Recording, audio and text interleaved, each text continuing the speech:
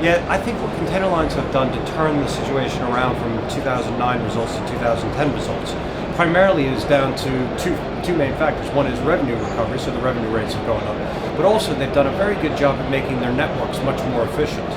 So by slow steaming the ships, and lower charter prices for the ships, they've actually saved a tremendous amount of money on bunker fuel. And what that's allowed them to do is, at least for box trade intelligence, in our analysis of the Asia-Europe trade, it's turned around from a $3.3 billion loss in 2009 to a $5.3 billion profit in 2010. Well, I think it's going to be a year of holding their own in 2011. I think what we're going to see happening is we see the freight rates on the various indices coming down a little bit.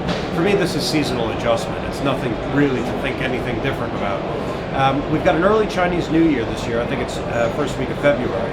So that basically means as long as the holiday season, the sales go in Western Europe as we expect them to, then there should be cargo lasting through the middle of February.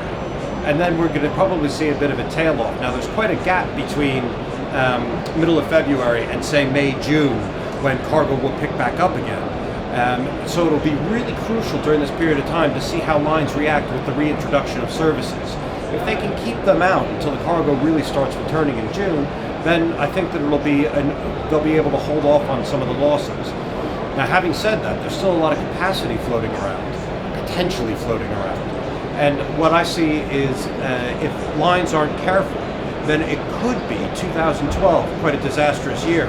As long as everybody collectively remembers what happened in 2009, I'm sure that will be avoided. It's incredible. The last 24 months have shown us it's almost like a caravan out of control on a motorway, right? And what I think needs to happen is that there needs to be much longer-term agreements in place between customers of container shipping and the container carriers themselves.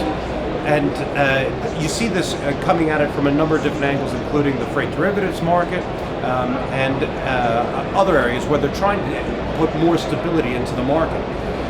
At Box Trade Intelligence, what we're trying to do is expose a wide participation of the industry into what is actually happening, so that people can take better, more informed decisions and actually take much more confidence in their decisions about contracting for longer periods of time. Through that collaboration and taking out all of the heat of the continuous freight negotiations, much better business will occur.